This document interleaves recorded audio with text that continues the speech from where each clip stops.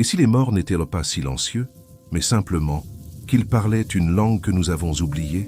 Imaginez un village de montagne écrasé sous un ciel de plomb, un lieu où le chagrin est si dense qu'il gèle l'air, où chaque cheminée exhale la fumée d'un deuil jamais terminé. Dans ce monde, ni votre fortune, ni vos diplômes, ni même la plus froide des logiques ne peuvent acheter une seule seconde de paix face à l'inconnu.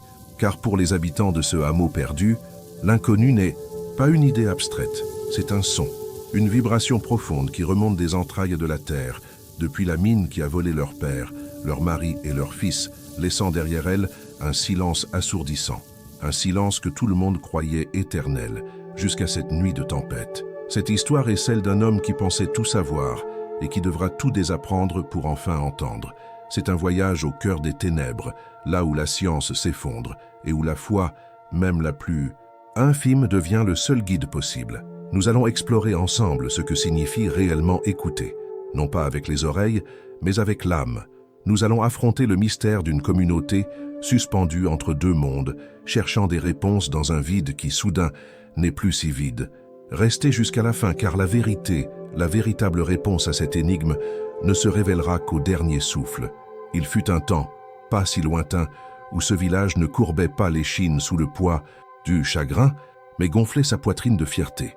La mine n'était pas un tombeau mais un coffre-fort à ciel ouvert, dont les veines de charbon noir promettaient un avenir en béton armé. Chaque maison de pierre, chaque route pavée, chaque nouvelle voiture garée devant les jardins bien entretenus était un hymne au progrès, une preuve tangible que l'homme pouvait soumettre la montagne à sa volonté. On y célébrait la force du travail, la solidité du patrimoine et la victoire de la matière sur l'incertitude. La foi, cette vieille relique des temps anciens, était poliment rangée dans l'église froide, visitée par habitude plus que par conviction. On croyait en ce que l'on pouvait toucher, peser, compter. La prospérité était devenue la nouvelle religion, et la mine en était sa cathédrale. Pourtant, sous le vernis de cette opulence durement gagnée, une fissure invisible grandissait. Les cœurs, occupés à accumuler, oubliaient comment s'émerveiller. Les conversations tournaient autour des rendements, des investissements, des biens, laissant de moins en moins de place au sens profond de l'existence. C'était comme si un écho intemporel, porté par le vent glacé des sommets, avait tenté de les avertir, murmurant une sagesse qu'ils n'avaient plus le temps d'écouter. Une vérité aussi vieille que le monde, qui semblait gravée dans la roche même qu'ils dynamitaient. La course aux richesses vous distrait, jusqu'à ce que vous visitiez vos tombes. Et pour toute une génération d'hommes, la tombe fut la mine elle-même, l'instrument de leur fortune devenu celui de leur fin brutale, scellant leur destin dans les entrailles de la terre. L'or noir s'était transformé en deuil éternel. L'héritage matériel, si âprement désiré, devint un fardeau silencieux, un rappel constant de ce qui avait été perdu en échange. Les maisons solides abritaient désormais des âmes fissurées, et les comptes en banque bien garnis ne pouvaient acheter une seule seconde de paix, un seul remède à cette absence qui hantait chaque recoin du village. La modernité, avec ses certitudes et ses chiffres, avait montré sa terrible limite. Elle pouvait extraire la richesse de la terre, mais était totalement impuissante à en extraire la peine des cœurs. Le silence qui s'installa après la catastrophe n'était pas seulement l'arrêt des machines, c'était le silence assourdissant d'un monde qui avait tout misé sur le visible et qui se retrouvait démuni face à l'invisible. Ils pensaient que le prix avait été payé, que la tragédie était le point final de leur ambition démesurée. Chaque jour qui passait les enfonçait davantage dans une routine de survie émotionnelle, où le passé était une plaie à ne pas toucher et le futur, une page blanche qu'on n'osait plus écrire. Mais la montagne, elle, gardait en mémoire non seulement les corps, mais aussi les échos de leurs dernières pensées, de leurs dernières prières, de leurs derniers amours. Ce qu'ils ignoraient, c'est que ce silence n'était pas la fin. Ce n'était qu'une longue et profonde inspiration avant un murmure qui allait tout changer. Au cœur de ce silence collectif se tenait un homme, le docteur Julien. Pour le village, il était le pilier, l'encre rationnelle dans un océan de chagrin. Sa clinique d'une propreté chirurgicale était le seul endroit où la douleur semblait obéir à des lois logiques, où une souffrance pouvait être nommée, diagnostiquée et traitée avec une prescription. Il était l'homme du tangible, celui dont les mains stables pouvaient recoudre une plaie ou remettre un os en place. Son autorité était incontestée, son diagnostic, une parole d'évangile. Mais cette forteresse de compétences masquaient des fondations rongées par le vide. Chaque soir, une fois la dernière consultation terminée et la porte de son cabinet verrouillée, le médecin laissait place à l'homme brisé. Le fantôme de sa femme, Élise, emportée elle aussi par la mine, hantait chaque pièce de sa maison trop grande, chaque silence entre les battements de l'horloge. Sa science, si puissante pour soigner les corps des autres, était parfaitement impuissante face à sa propre âme en ruine. Il était un guérisseur qui ne pouvait se guérir, un homme de certitude, dévoré par une seule et unique absence. Cette contradiction était son secret, son fardeau, et la fissure par laquelle l'impensable allait bientôt s'infiltrer. Sa forteresse est sur le point de se fissurer, et ce qui va s'y engouffrer changera tout. Abonnez-vous pour ne pas manquer la suite de cette descente au cœur du mystère. La tempête frappa sans prévenir, avec la violence d'une bête enragée, déchirant le linceul de nuages bas qui étouffait la montagne. Le vent hurlait entre les maisons de pierre, charriant une neige si épaisse qu'elle semblait vouloir ensevelir le village une bonne fois pour toutes, effacé jusqu'au souvenir de son existence. La plupart des habitants dormaient, leurs rêves lourds du même chagrin qui pesait sur leurs jours. C'était une nuit, comme tant d'autres, une nuit où le silence n'était rompu que par les éléments déchaînés. Puis, le son. Ce n'était pas le grondement familier d'un éboulement lointain, ni le craquement d'un arbre sous le poids de la glace. C'était une vibration basse, profonde, presque musicale, qui semblait monter non pas du ciel, mais des entrailles même de la mine scellée. Un chant funèbre et doux, une note tenue qui faisait trembler les vitres, et plus profondément encore, les âmes.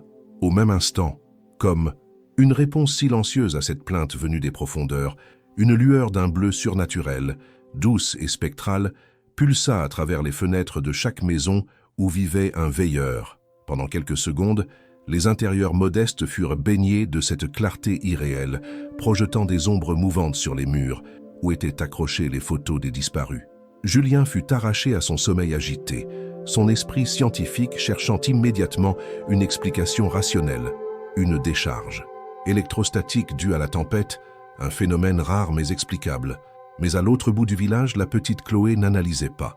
Elle sentait, elle s'élança de son lit, pieds nus sur le sol glacial, et courut dehors, dans le blizzard, le visage levé vers le gouffre invisible dans la nuit.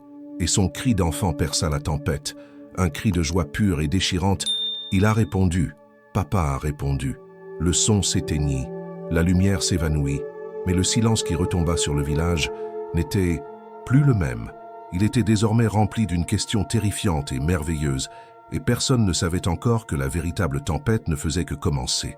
Le lendemain matin, le village s'éveilla différent.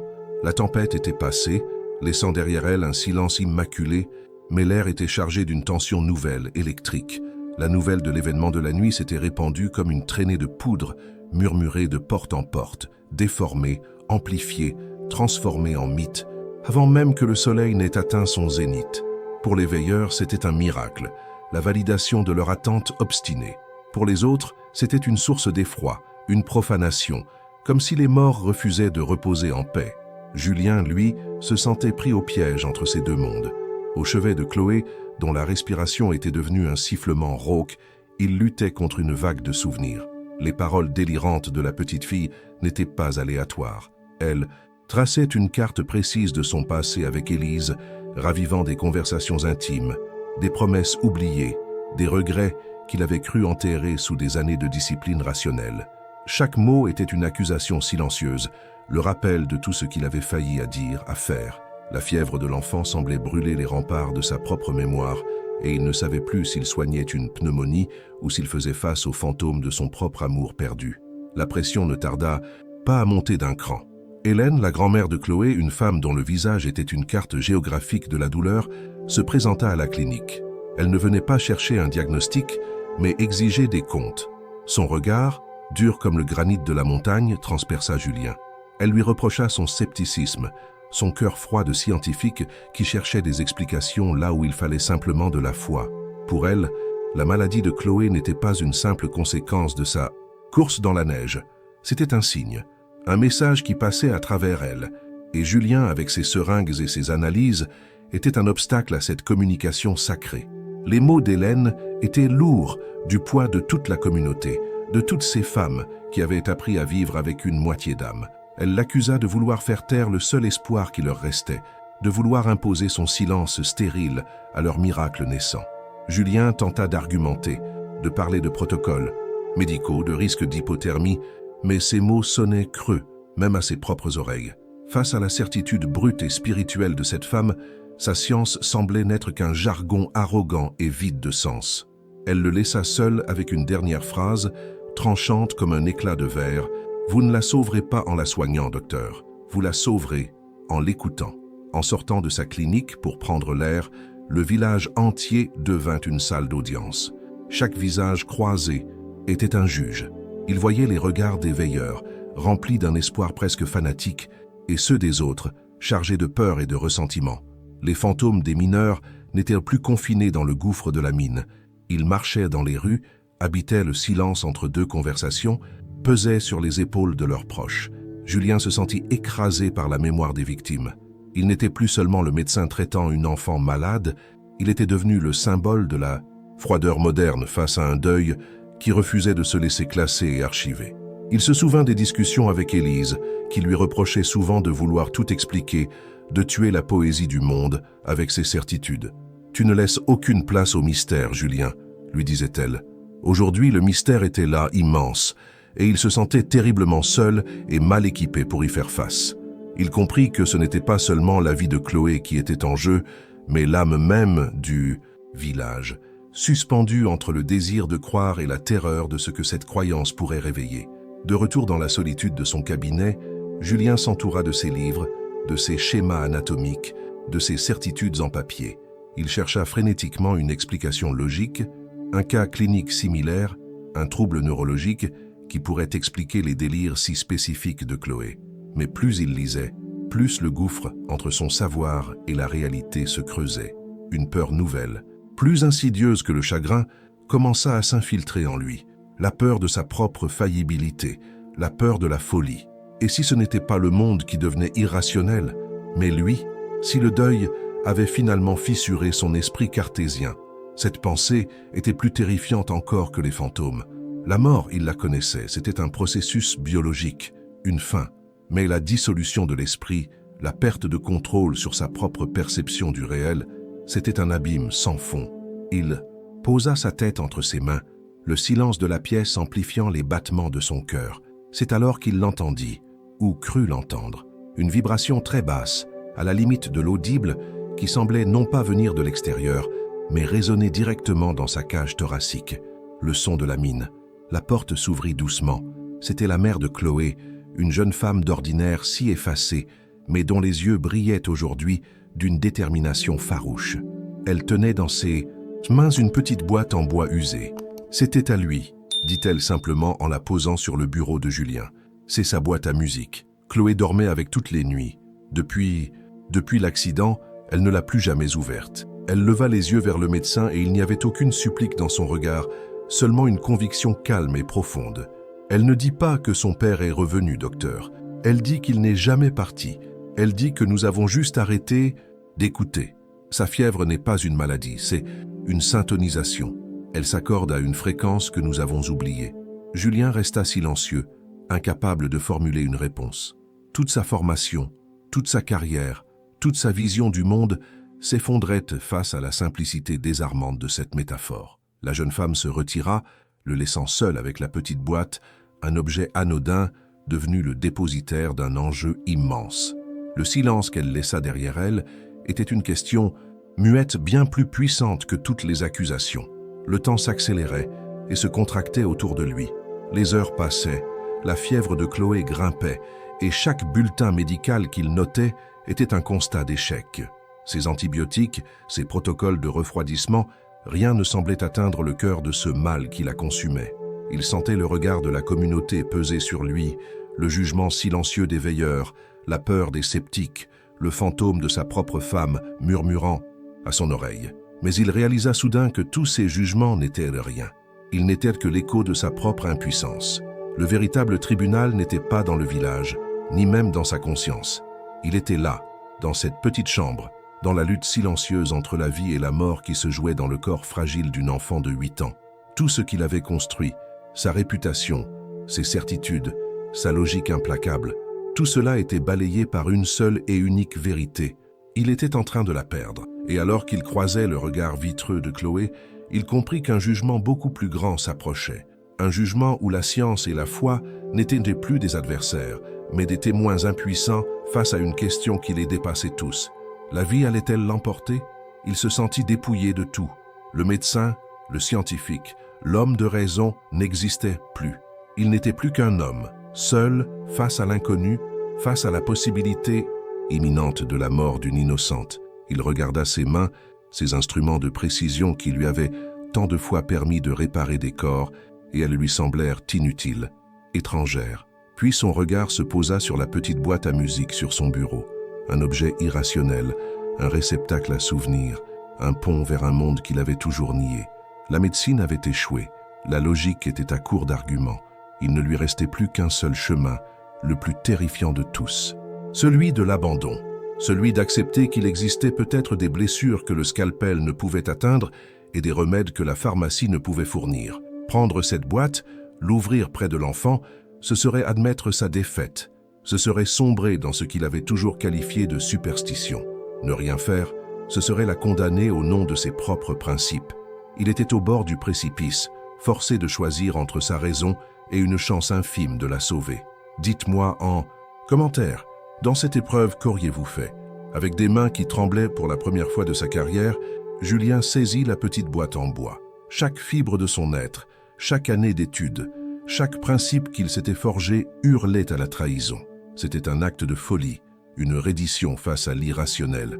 Pourtant, le regard vide de Chloé, perdu dans les limbes de la fièvre, était un argument plus puissant que n'importe quel manuel de médecine. Il sentit le bois usé sous ses doigts, poli par les mains d'un homme mort et celles d'une enfant qui se consumait. D'un geste lent, presque liturgique, il souleva le couvercle.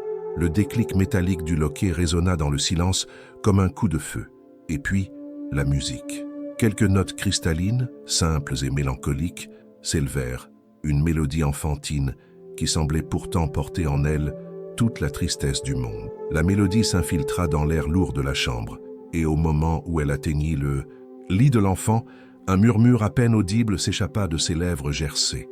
Un seul mot qui glaça le sang de Julien, Élise.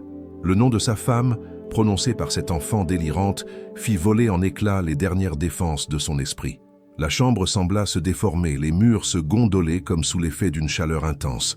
Devant lui, près de la fenêtre où la neige tourbillonnait, une silhouette se dessina. Élise. Pas un fantôme éthéré, mais un souvenir si vif qu'il en devenait tangible.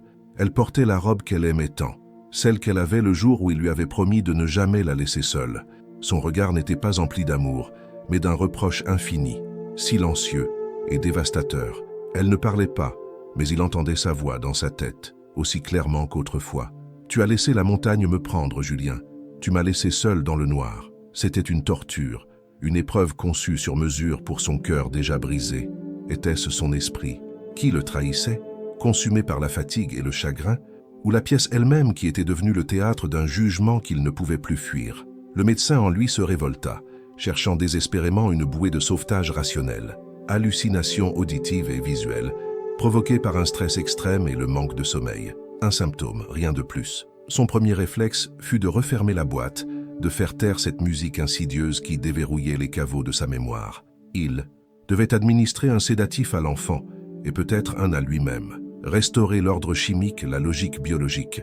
Mais alors que sa main s'avançait pour étouffer la mélodie, son regard croisa à nouveau celui de la vision d'Élise. Le reproche s'était mué en une supplique déchirante, comme si elle le priait de ne pas couper ce lien fragile, cette connexion impossible. Il était pris au piège entre deux mondes, celui de la science, froid et rassurant dans son impuissance, et celui de ce phénomène, terrifiant mais porteur d'une promesse insensée. Allait-il refermer la boîte et avec elle, la porte qu'il venait d'entr'ouvrir sur l'inconcevable?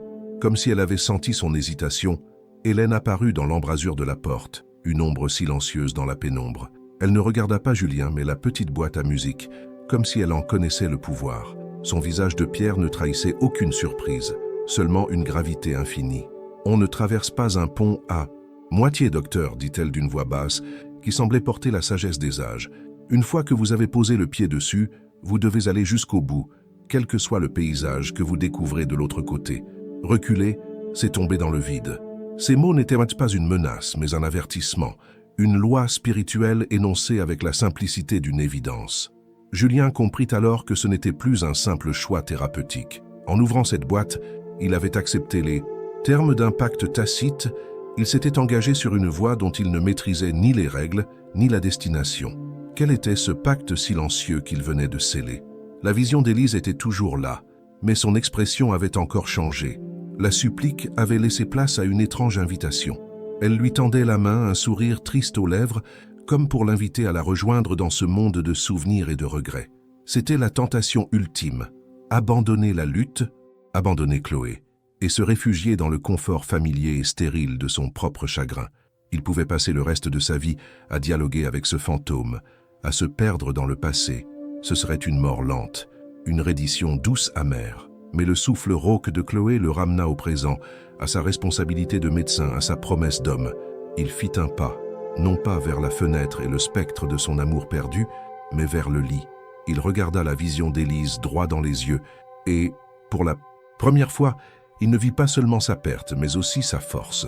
Il lui parla à voix haute, la voix brisée. « Pardonne-moi, Élise, mais ma place est ici. » En prononçant ces mots, il sentit un poids immense se détacher de ses épaules, mais quel en serait le prix? Au moment où sa décision fut prise, un changement subtil parcourut la pièce. La mélodie de la boîte à musique sembla s'adoucir, moins plaintive, presque apaisée. La silhouette d'Élise près de la fenêtre ne disparut pas. Brutalement, mais elle perdit de sa consistance, devenant plus translucide, comme une image qui s'efface doucement. Son sourire triste se transforma en un signe d'approbation avant de se fondre dans la lumière blafarde de la neige. Simultanément, Julien entendit un autre son, presque imperceptible au début, mais qui grandit en force, la respiration de Chloé. Le sifflement rauque s'était atténué, remplacé par un rythme plus lent, plus profond, presque régulier. Il n'avait rien guéri, il n'avait rien compris, mais il avait choisi. Il avait choisi la vie qui luttait face à lui plutôt que le deuil qui le retenait en arrière. Il venait de faire un choix entre deux amours, entre deux mondes. Quelle décision pèsera le plus lourd sur la balance éternelle? Le choix de Julien avait semblé apaiser le monde. Dans la petite chambre, la mélodie cristalline de la boîte à musique tissait un cocon de quiétude fragile autour du lit de Chloé. Sa respiration, bien que faible, était devenue un métronome. Régulier, un signe de vie arraché aux griffes de l'inconnu. Dehors, la tempête de neige s'était calmée, laissant place à une nuit d'une clarté presque surnaturelle, où chaque étoile semblait un œil bienveillant observant le village.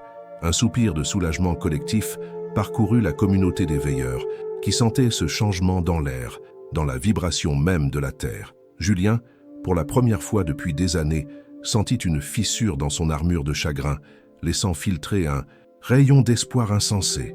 Il avait bravé l'irrationnel et celui-ci lui avait répondu par un miracle. Mais dans les profondeurs de la mine, la mélodie n'avait pas seulement réveillé les échos d'amour. Elle avait agi comme une clé dans une serrure rouillée, ouvrant une porte bien plus ancienne, bien plus sombre. Le silence qui suivit la tempête n'était pas la paix, c'était une attente. Soudain, le sol trembla.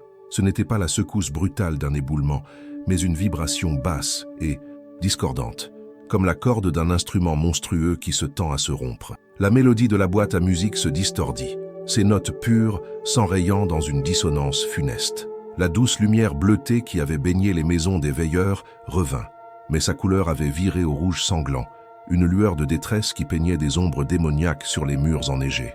Depuis l'entrée de la mine, ce n'était plus un chant qui s'élevait, mais un hurlement, un cœur de pure agonie, la somme de toutes les peurs, de tous les regrets, de toutes les souffrances des hommes piégés au moment de leur mort. Ce n'était pas une présence, c'était une absence devenue active, une entité de désespoir, née du vide et de la violence, réveillée par leur espoir. Le village avait cru appeler ses anges gardiens, ils venaient de déchaîner l'enfer de leur mémoire. La vague de terreur psychique frappa le village avec la force d'un bélier invisible.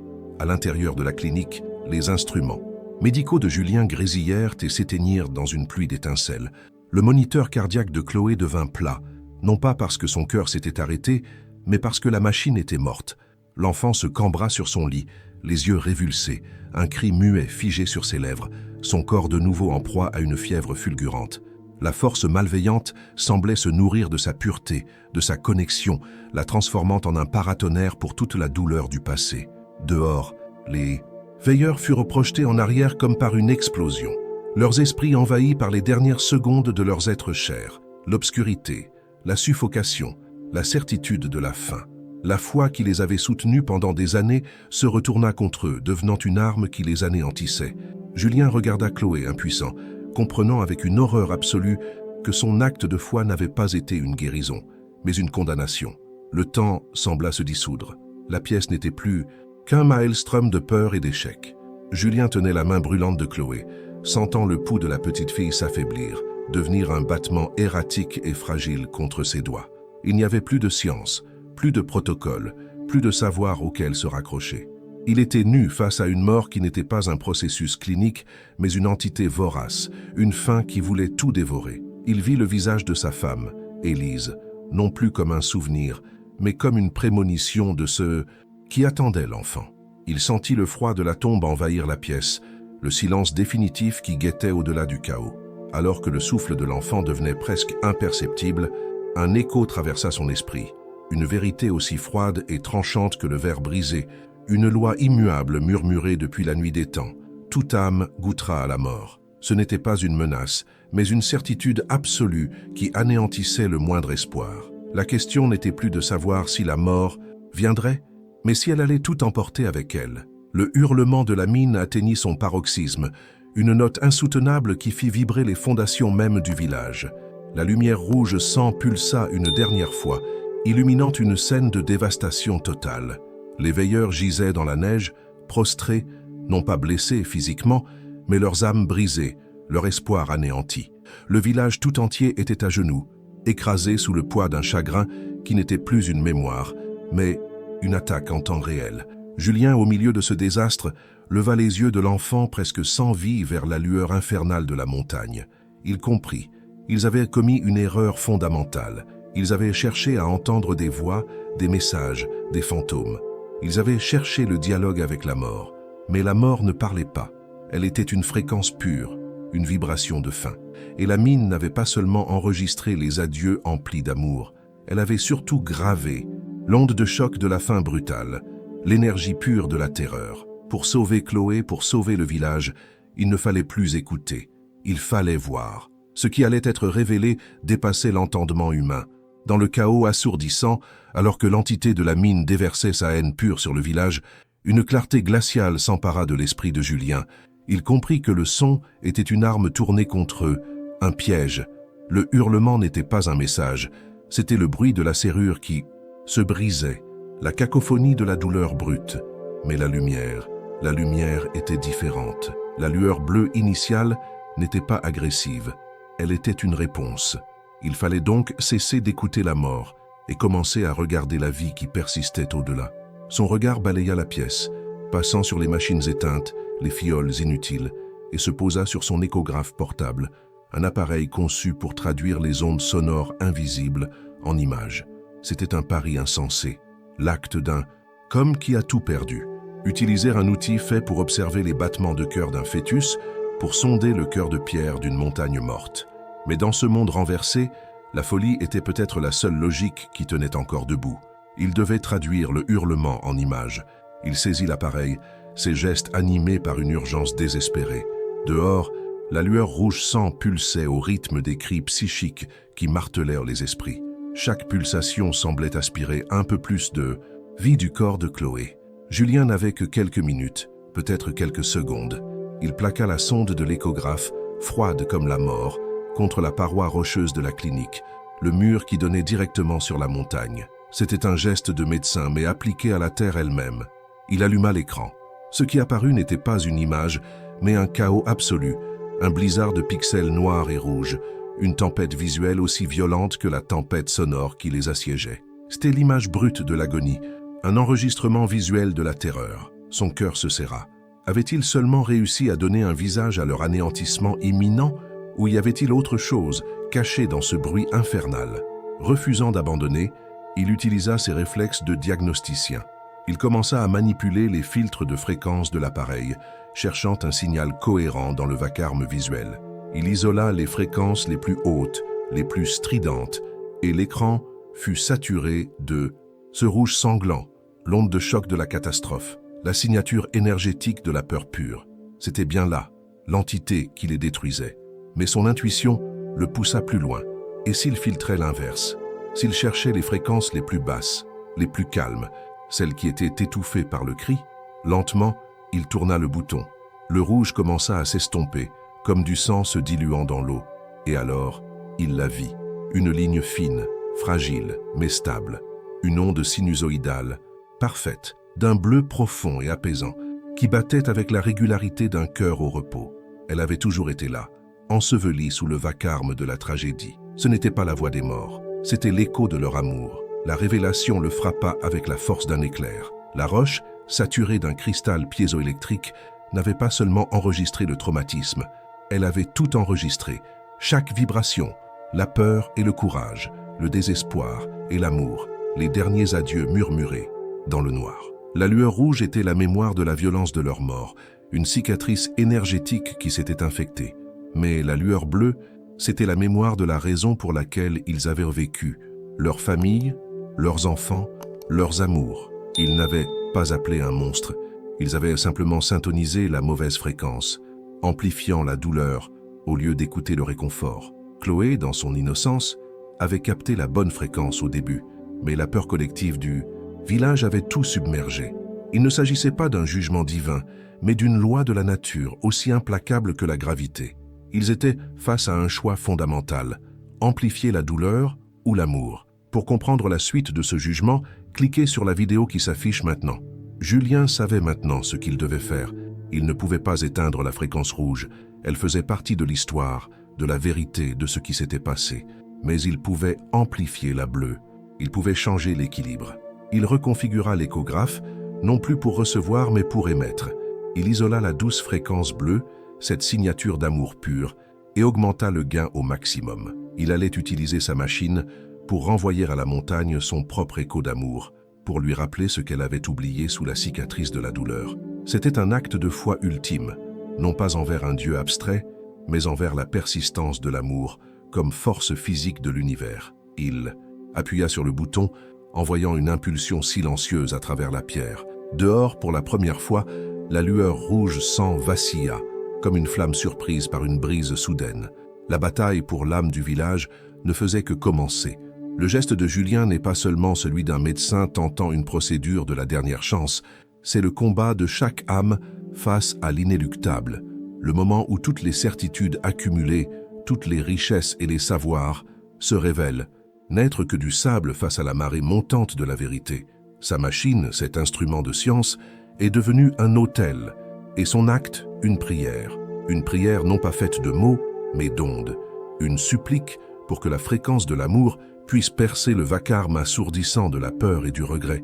Et cette question, aussi ancienne que les montagnes, se retourne soudain vers nous, vers vous qui écoutez. Et vous, si le jugement tombait ce soir, si le vacarme de votre vie s'arrêtait d'un coup, que resterait-il dans le silence assourdissant de votre bilan final? Quelle fréquence votre existence a-t-elle enregistrée dans la mémoire du monde? Nous ne creusons plus la roche pour du charbon, mais nous creusons nos vies pour des likes, pour la validation éphémère d'un écran, pour l'approbation d'inconnus. Nos mines sont devenues numériques, des galeries infinies où l'on s'épuise à polir une image, à construire une façade de bonheur et de succès. Chacun construit son penthouse intérieur avec des vues imprenables sur le vide, meublé d'ambitions matérielles et de succès fragiles comme du verre. On accumule les contacts sans créer de liens, on collectionne les expériences pour les afficher, non pour les vivre. La course aux richesses dont parlait l'écho ancien a simplement changé de visage. Elle est devenue une course à la visibilité, à la pertinence, une fuite en avant pour ne jamais avoir à affronter le silence intérieur. Mais que pèsent ces murs virtuels face à la seule secousse qui compte vraiment? Votre forteresse de pixels et de possessions tiendrait-elle une seule seconde face à l'éternité? Imaginez cet instant. Pas de filtre, pas d'excuses, pas de « demain, je ferai mieux ». Juste l'inventaire final de votre âme. D'un côté de la balance, les heures passées à convoiter, à jalouser, à se comparer, à nourrir le ressentiment. De l'autre, les moments de pure présence. Un sourire offert sans rien attendre, une main tendue dans le silence. un pardon. Accordé quand il semblait impossible. Ce n'est pas une question de religion, mais de physique spirituelle. Chaque pensée, chaque intention, chaque action émet une vibration, une signature énergétique qui ne ment jamais. Quelle est votre vibration dominante? Émettez-vous le rouge strident de l'anxiété, de la peur du manque et de l'ego blessé, ou le bleu profond et calme de la gratitude, de la compassion et de l'amour? Car à la fin, nous ne serons pas jugés sur ce que nous avons bâti à l'extérieur, mais sur la musique que nous avons jouée à l'intérieur. Cette bataille des fréquences qui se joue en ce moment même dans votre esprit est celle que Julien mène à une échelle cosmique. Son geste n'est plus seulement une tentative de sauver une enfant, c'est une affirmation. L'affirmation que même face à la somme de toutes les peurs, la plus infime vibration d'amour a le pouvoir de réécrire la réalité, de calmer la tempête, d'apporter la lumière dans les ténèbres les plus profondes. Il a envoyé son signal, un murmure d'espoir contre un ouragan de désespoir, une note unique de compassion contre une symphonie de douleur. Il a fait son choix, non plus en tant que scientifique, mais en tant qu'être humain, qui parie tout sur la seule force qui n'a jamais failli à travers les âges. Mais dans l'univers, est-ce la force du cri ou la pureté du chant qui l'emporte toujours à la fin? La réponse est sur le point de se manifester. L'impulsion bleue quitta l'appareil de Julien non comme une onde de choc, mais comme une goutte d'encre pure tombant dans une eau trouble. Elle se propagea à travers la pierre, silencieuse et déterminée. Dehors, la lueur rouge sang qui pulsait depuis la mine vacilla, puis commença à reculer, à se fracturer. Le hurlement infernal qui martelait les esprits ne s'arrêta pas net. Il s'effrita, perdant sa dissonance, ses notes d'agonie se muant une à une en une harmonie profonde et mélancolique.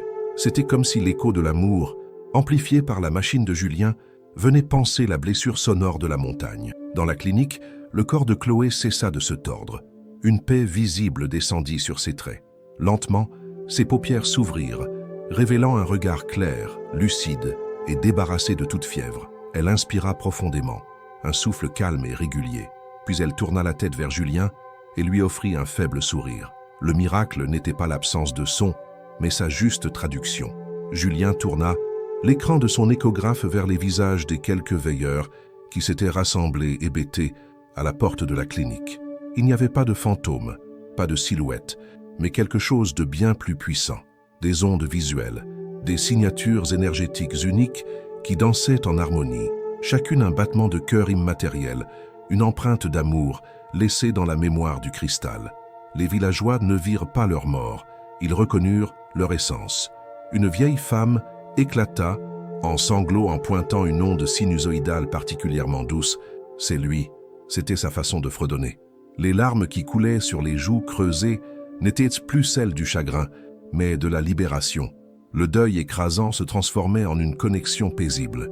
Julien, sentant la petite main de Chloé serrer la sienne, comprit qu'il n'avait pas seulement guéri une enfant. En choisissant d'écouter avec son cœur plutôt qu'avec sa raison, il avait guéri une mémoire collective et peut-être enfin la sienne. Au petit matin, les bulldozers et les hommes en costume arrivèrent, prêts à sceller la mine au nom de la sécurité et de la rationalité. Ils trouvèrent un village transformé, plus de visages hantés, plus de silence lourd de reproches. Ils trouvèrent une communauté assise en paix devant la mine, non pas en protestation, mais en contemplation. La paix qui émanait du lieu était si dense, si palpable, qu'elle désarma leur logique administrative. Face à la certitude, tranquille de ces gens qui avaient enfin retrouvé leurs proches, les ordres et les règlements semblaient absurdes, presque profanateurs. La mine cessa d'être un tombeau à condamner pour devenir un sanctuaire à préserver. Un lieu où l'on ne venait plus pleurer ce qui avait été perdu, mais écouter ce qui demeurait pour toujours. L'histoire de leur tragédie n'était plus une fin, mais un commencement, une leçon pour un monde qui avait désespérément besoin de réapprendre à écouter. Ils avaient creusé la terre pour sa richesse matérielle et n'y avaient trouvé que le deuil. C'est en creusant leur propre âme qu'ils découvrirent le véritable trésor. Leur histoire devint un miroir pour notre époque, une parabole pour nous qui creusons nos vies à la recherche de validation de succès éphémères, accumulant des biens et des relations superficielles. Dans le silence retrouvé de la montagne, une vérité intemporelle, murmurée dans les écritures anciennes, résonna avec une clarté nouvelle. La vie d'ici-bas n'est qu'un divertissement et un jeu. Ils avaient joué le jeu de la prospérité, le jeu de l'oubli, le jeu de la raison froide, et ils avaient perdu. Ce n'est qu'en abandonnant les règles de ce jeu qu'ils ont pu entendre la musique de la réalité. Une musique qui nous rappelle que nos constructions, nos carrières, nos profils en ligne ne sont que des châteaux de sable face à l'océan de l'éternité. Quelle est la seule connexion qui ne se brise jamais? La leçon finale de ce village de montagne est aussi simple que profonde. La véritable richesse, la seule qui traverse le voile de la mort, est celle que l'on tisse dans le cœur des autres. C'est un héritage d'amour, de pardon et de compassion, une vibration qui s'inscrit non pas dans la pierre, mais dans l'âme de l'univers. Julien comprit que la science et la foi n'étaient pas deux adversaires luttant pour la vérité, mais deux langages différents essayant de décrire le même mystère insondable. L'un mesure les ondes, l'autre en ressent le sens. Mais les deux pointent vers une même conclusion. L'amour est la force la plus fondamentale de la création. C'est le signal sous le bruit, la lumière dans les ténèbres, et la seule réponse qui compte vraiment lorsque tout le reste s'est tu. Abonnez-vous, partagez cette histoire et poursuivez avec l'épisode suivant, l'homme qui a tenté de tromper la mort.